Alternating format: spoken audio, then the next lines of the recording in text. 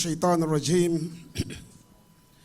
بسم الله الرحمن الرحيم اللهم لك الحمد حمدا دائما مع دوامك ولك الحمد حمدا خالدا مع خلودك ولك الحمد حمدا لا يريد قائله إلا رضاك ولك الحمد بالقرآن ولك الحمد بما هديتنا ولك الحمد بما سترتنا يا ربنا لك الحمد كما ينبغي لجلال وجهك وعظيم سلطانك ثم الصلاة والسلام على سيدنا ونبينا محمد وعلى آله وأصحابه ومن نهج منهجهم إلى يوم الدين السلام عليكم ورحمة الله وبركاته.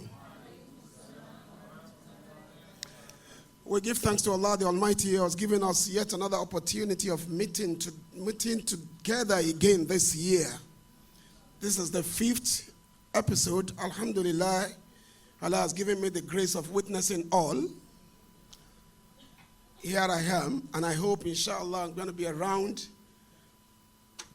as long as this program holds. Well, I actually got confused when the MC said I will be speaking for 15 minutes. Thank God I didn't prepare a paper, but I have my jottings here. Otherwise, I would have felt wronged. I want to most humbly salute my big brother, Fadilatu Sheikh Dr. Muhammed Ashafa. He's been a big brother, a mentor from the MSS days till this time. And we had a disconnect for so many years. Then I got to the United States of America in 2007 during my Fulbright fellowship. And the first person they asked me was, you know Imam Ashafa? I said, which of the Ashafas? Then they showed me his picture. I said, oh, it's my big brother. Ahlan bi Sheikh. I want to acknowledge my very good friend. You will discover him during his presentation. I have actually told people that one of the finest brains in the Lagos State University today is Dr. Mustafa Adebello. Inshallah, you will discover him very soon. And of course, that legendary lover of Muhammad sallallahu alaihi wasallam, SHEIKH Abdul Razak Mubashir Waliullah Afak Allah. You can get anything from Afak Allah if it's because of Muhammad sallallahu alaihi wasallam. You can be very sure of that. You can always, even if you want to, in quotes now, manipulate him, use Muhammad, you will succeed.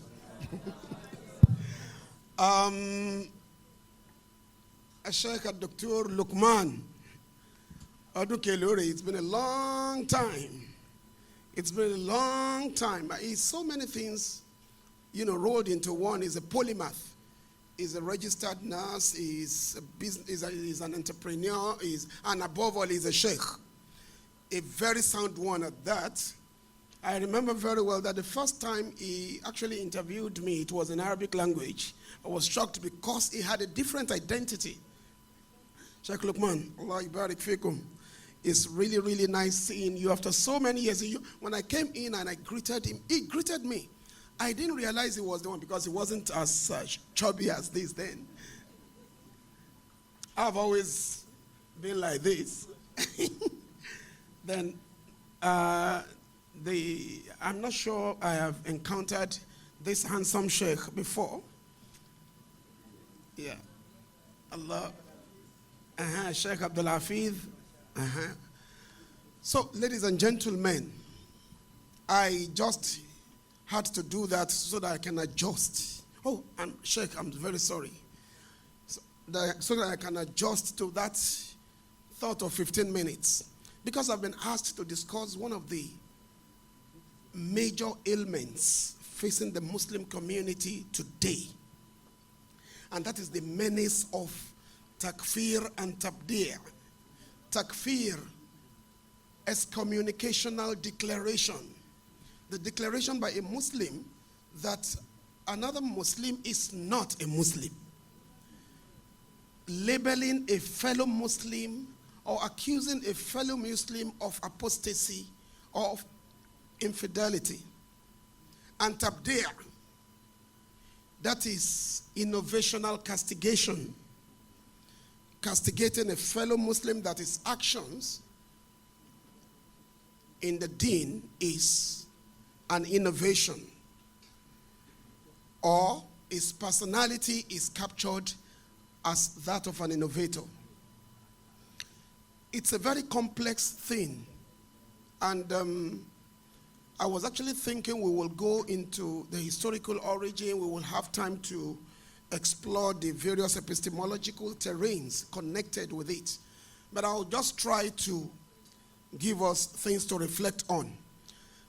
Let me read out something. It's just like a poser. Permit me to open this discussion with a quotation from Julian Acker's Killing in the Name of Allah, a mischievous, though not totally baseless review of Adrian Candiat's 2020 work, Fanaticism When Religion is Sick. He writes, in 2016, during Easter, a Pakistani grocer in the Scottish city of Glasgow wished on Facebook his Christian customers a happy Easter. A few days later, he was stabbed to death in the street by a fellow believer. This believer did exactly what a 14th century Islamic theologian, Ibn Taymiyyah, recommended. Muslims who exchange colored eggs with Christians at Easter should be killed. Ibn Taymiyyah, rahimahullah, is often cited by Salafis and jihadists as a reference for their actions. The killer in Glasgow may not have heard of this theologian, but he shared the mindset of Muslims. The fatwa, or wanting to kill for religious reasons, is a legal concept. The fanatic is convinced that he must follow the law based on how Allah is thought of. This is where I actually got disturbed. According to Islam, and I think Dr. Mustafa will have to take this up, not in his lecture, not necessarily in his lecture, because I know he handles those philosophical aspects of Islamic studies, theology, and what have you. And I think our students should have the right orientation in this regard. This is how Akka sees it. According to Islam, Allah is absolutely transcendent. That is to say, man with his language and thinking cannot possibly express the truth about Allah. We have no knowledge about Allah. Fortunately, there is the Quran that makes clear what Allah wants. Candiate called this a pious agnosticism. Theology is therefore essentially impossible in Islam. When asked what theology is, a Muslim answers that it is the teaching that says that what is forbidden, and that says what is forbidden and what is allowed. This view of Allah is diametrically opposed to Christian theology.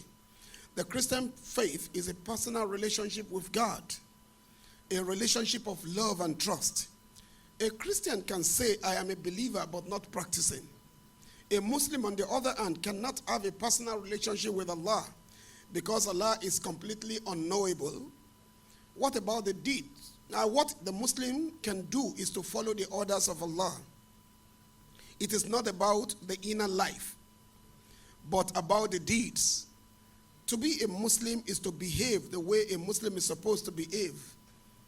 If a Muslim were to wish a Christian happy Easter, then he is an apostate, and therefore he must be killed. The latter follows from classical Islamic law, Sharia, and that is the will of Allah. This is the man's jaundiced view. But we have, in most cases, we have not addressed such concerns. Just last week, just last week, my son had a conversation with a friend, and the person told him that saying Merry Christmas to a Christian is worse than committing adultery, fornication, and highway robbery. He said, you see, there are certain things you will hear and you think it's not going to happen, it can never happen. But the unfortunate thing is these things are happening. In fact, just last Saturday, I was at the Muslim Association of Nigerian conference. I was a guest speaker. I got there to to meet an old friend. I never knew he was a member of the organization. And on learning about my view about Happy New Year, and I've always said that, I've said that for so many years. For God's sake, this unnecessarily wrangling about New Year's Day, it is sickening. Because as far as I'm concerned, calendars are cultural constructs. As far as I'm concerned, Allah has created two truths, the sun and the moon. These are the things used for reckoning. You give a calendar the meaning you want. So as far as I'm concerned, it is not something you get worked up over and you start arguing unnecessarily. When I expressed my view, my friend sent me a message at night. You have to be very careful with this, your view. I said, for over 20 years, I've been expressing that. And he said, go away, Happy New Year, go. So many a time it is not because of your level of understanding. I've read some fatwas online, and I've seen scholars of repute saying conflicting things. So it shows us that we should continue to engage ourselves, because many a time it is not what we believe, but the way we have chosen to believe those things. That is the problem. So what Julian Aka is saying here is that we do not have an Islamic theology. You only have a master-slave relationship between Muslims and their God, Allah subhanahu wa ta'ala. So the contemporary Muslim society is plagued by these ailments. I've had students, even at LASU, I remember very well in 2003, I observed that there was a student, anytime I said to him, Salaam alaikum, he would not answer, just say, good morning, sir. And I asked him, come, I observed that you don't respond to my taslim. And you know what he told me? Timba dayin long, Monique ma expect alafia alato domini. Me, the fake expect alafia alato domini. And I told him, I said, thank you. And I thank God I am not you and you are not me. Because if I am like you, you will have problems here. You will have a very big problem, but I will not sacrifice my own training, my own understanding for your own stupidity. See, this is a problem. So you have it among Muslim students, in the university, among our brothers in the various Madaris al-Arabiya. So we need to really, really engage that. And I think that is the reason why, well, every year the Muhammad Rasulullah Global Family surprises me. Every year they'll just come with some crazy ideas, and you feel, oh, we've not been thinking about this. You guys are addressing this again this year. And so when I saw the issue of moderation, I felt, yeah, this is one of the areas we have not truly explored. At least in this kind of example, in this kind of gathering where people have the time to really listen and ponder. You know, there are the typical Olobeyo programs where you sing and dance and even forget the main thrust of whatever you might have listened to before the program completes. Now, what is takfir? What is tabdir? I think takfir and tabdi are both byproducts of ignorance. A very good or a very deep understanding of Islam should show you that it is not right for you as an individual to take upon yourself the responsibility of excommunicating fellow believers. And there are two sides of the same coin. In fact, one is a step ahead of the other. Many a time it is tabdi, castigating my action as innovation that precedes the total condemnation, sending me out of the pale of Islam. Most of the time, you first start complaining about, okay, what this guy is doing is bid'ah. And the unfortunate thing is, most of those people who say this have very little knowledge of the semantic implications of the words used in various verses of the Quran and the traditions. For example, the very popular thing is kullu bid'atin dalala. Kullu bid'atin dalala. So they do not even want to accept the fact that there could be good innovations and there could be repulsive or reprehensible innovations. So when you say there is a good innovation, they tell you no. And they tell you cannot be a better Muslim than the companions, radiyallahu anhum. Sayyidina Umar radiyallahu anhu, the first day, it was Umar radiyallahu anhu that introduced Taraweeh. Somebody told me Taraweeh was already a part of Islam. He only brought it forward. I said, fine, it was Tahajjud brought forward. But when he brought it forward, it was named Taraweeh, not Tahajjud. And he himself called it bid'ah. When he saw people observing it, Umar radiallahu anhu said, Ni'matil bid'ah adi. This is a beautiful innovation. And you tell me there can't be a good innovation. Said Umar himself said, this Taraweeh is a beautiful innovation. So which means we can also have ugly innovations. So Sayyidina Umar radiallahu anhu did this, and there are so many things in Islam introduced by Umar radiallahu anhu. Things the Prophet ﷺ never did, but the ideational essence are already latent in the Quran and the Sunnah. But Umar brought them out and turned them into institutions. For administrative conveniences, he introduced the Baytul Mal, he introduced a lot of structures for the Islamic community.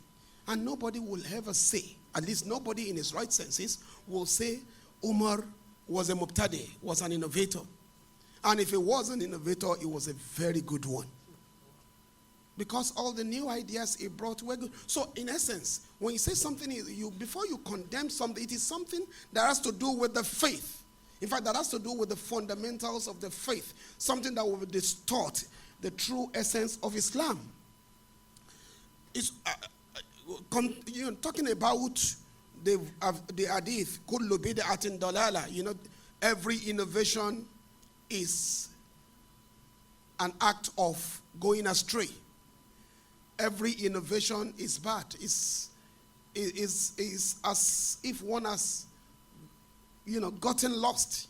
So Sayyid Ibn Hajar Asqalani rahimahullah said, when you say kullu bid'ah, Yani julluha. Most bid'ah, not all bid'ah. Most bid'ah will be tantamount to going astray. So it is not that every new thing you introduce should, okay? There are so many things we enjoy, even in Saudi Arabia now, which were not there 25, 30 years ago, not to talk of 50 or 100 years ago. So, but all of these things make the religion easy for us. It makes the rites of Hajj easy for people to practice. So, I said ignorance lies at the heart of this. The Prophet ﷺ himself did not approve of this ideological totalitarianism that actually characterizes what people say. Some people, particularly youth now, have not studied, they have not read Islamic studies, they have not studied anything other than visiting various websites looking for fatwas of scholars, and these are the internet scholars, and he will just come and say, he has now become an authority on Islam, forgetting that there are horizons of interpretations. In fact, there is this cosmopolitan complexity in the interpretational tropes. Let me give you a very simple example. Al-Imam Abu Hanifa, rahimahullah, and Ibn Sirin were contemporaries. Now, there was an incident. A man had a quarrel. Had a quarrel with his wife. And the wife started snubbing him. And the man said, "Woman, you have refused to talk to me. Okay? If you do not talk to me before Salatul Fajr tomorrow morning, I divorce you. I divorce you. I divorce you." So he was hoping the woman was going to talk to him, and she refused to talk to him. And the woman said, "If you don't beg me, I don't even want you as a husband any longer." So, but the man was secretly hoping that the woman was going to engage him. So in the morning, after Fajr, he was worried. He went to Imam Ibn Sirin, rahimahullah. When he got to Ibn Sirin, he explained to him what happened. And Ibn Sirin said, "How could you be so careless, pronouncing divorce as if you are playing? You have divorced your wife. Your woman will have to go, even if you are going to take her back, let her begin the process of iddah." And the man was going home. He felt bad, and I was only trying to do shakara. You know, I didn't really mean it. He was going back, and he met a friend on the way. And the guy told him, I asked him, "What is wrong with you?" And he explained. He said, "No, Abu Hanifa came to town last night. Why don't you just go to him? Probably you will get another ruling." He met Al-Imam Abu Hanifa, rahimahullah, and he explained everything. Abu Hanifa was reading a book. He didn't even look up. He just said, "Go home. You have not divorced your wife." And the man went back to Ibn Sirin.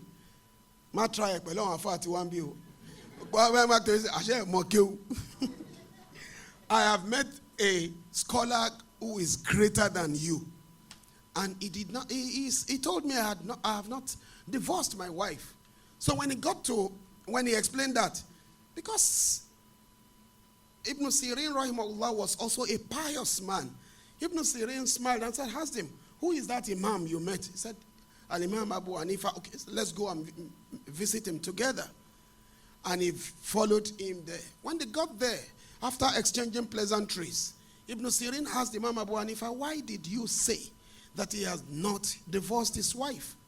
He was so reckless, and he declared talaq. And Ibn Sirin, Abu Hanifa now answered. He said, "You know, he gave a condition. He said, if you do not talk to me before Fajr." And the woman spoke immediately.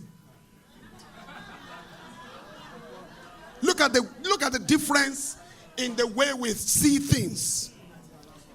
He said, Abu Hanifa said, instantly the woman spoke now. She spoke. She said, "If you two don't beg me." So the condition has been met. So the marriage subsists. Now, assuming both of them never met, Abu Hanifa lives in one town, Ibn Sirin lives in another town, and they have similar cases. Followers of Abu Hanifa will be saying our teacher was right.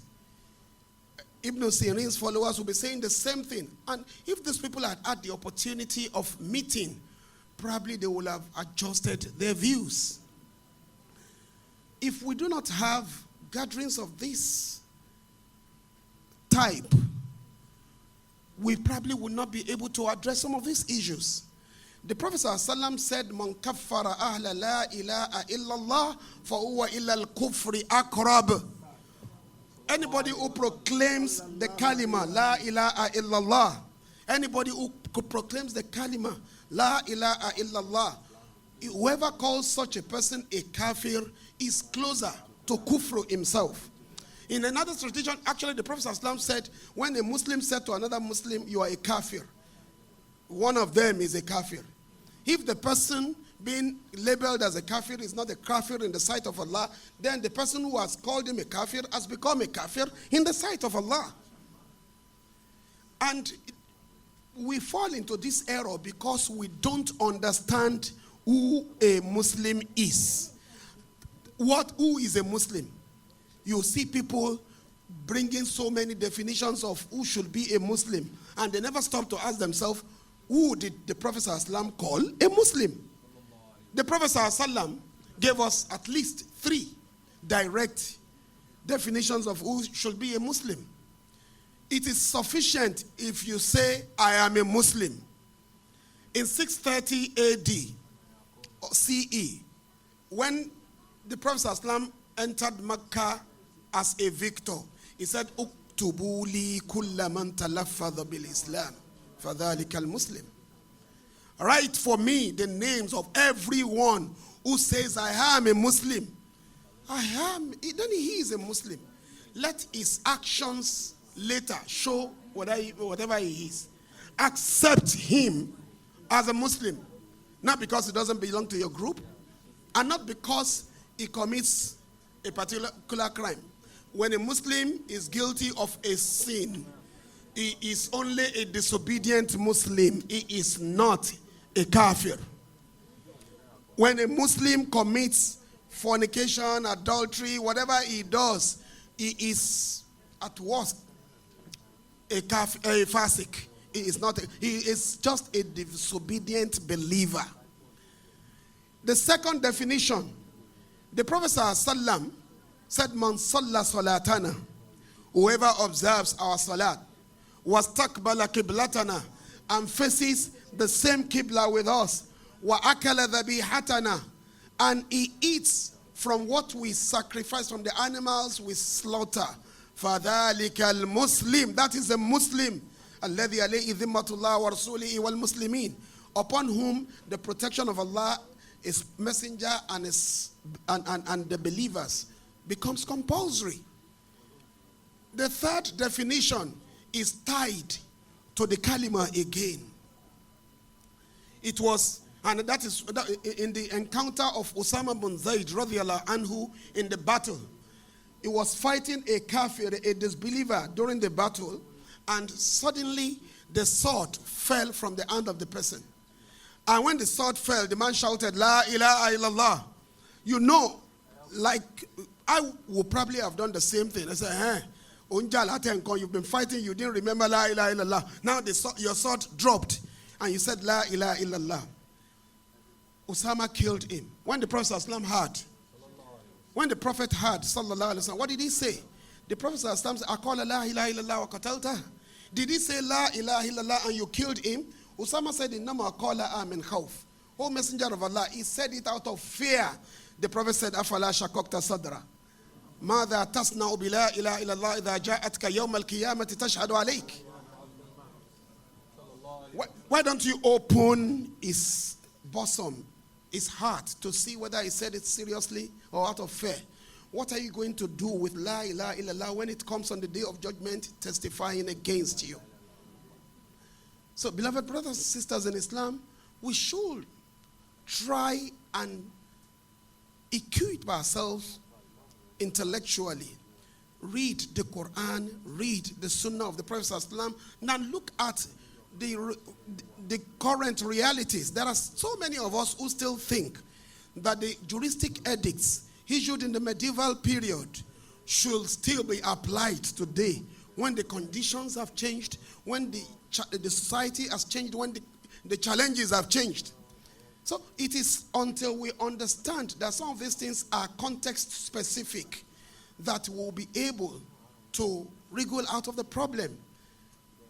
It is not right for an individual. In fact, if it becomes compulsory to label anybody a kafir, it will have to go through a very long process. In fact, a qualified body of jurists. And even then, they have to be careful. Because the Prophet ﷺ punished people during his time, he never called them kuffar. They committed crimes, they fell into error. The Prophet ﷺ never called them kuffar. And even when you punish a sinner, the Prophet ﷺ will say, do not abuse him. Do not assist shaitan in distorting his affairs. Because you cannot be a true believer unless you are a follower of Muhammad sallallahu alaihi wasallam.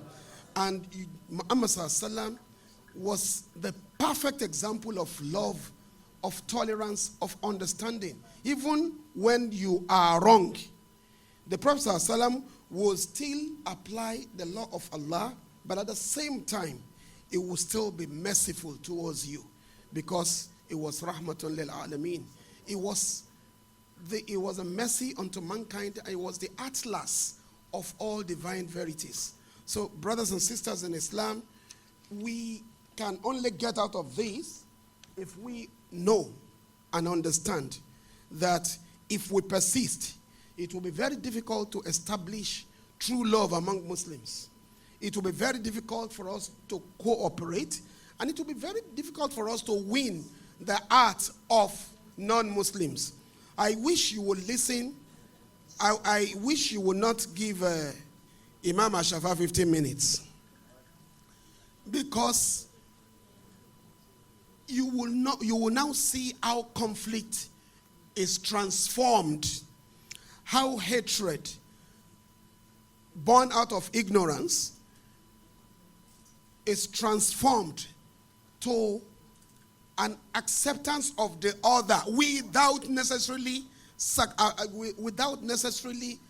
compromising your identity.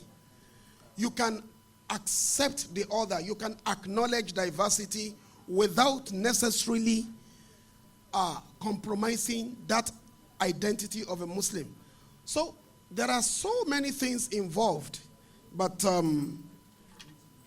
as I used to tell you, I have many things to say unto you, but ye cannot bear them now. That is what Jesus said in the Bible. Subhana rabbika rabbil izzati amma yasifun wa salamun ala al-mursalin walhamdulillahi rabbil alamin.